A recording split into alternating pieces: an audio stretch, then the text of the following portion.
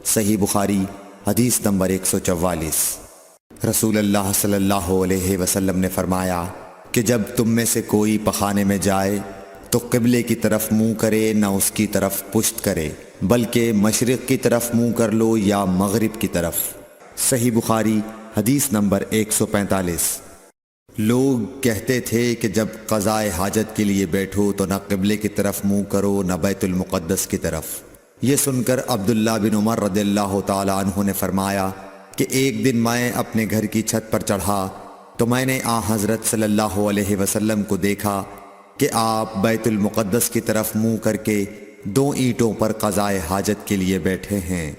پھر عبداللہ بن عمر رضی اللہ عنہ نے واسع سے کہا کہ شاید تم ان لوگوں میں سے ہو جو اپنے چوچڑوں کے بل نماز پڑھتے ہیں۔ تب میں نے کہا اللہ کی قسم میں نہیں جانتا کہ آپ کا مطلب کیا ہے۔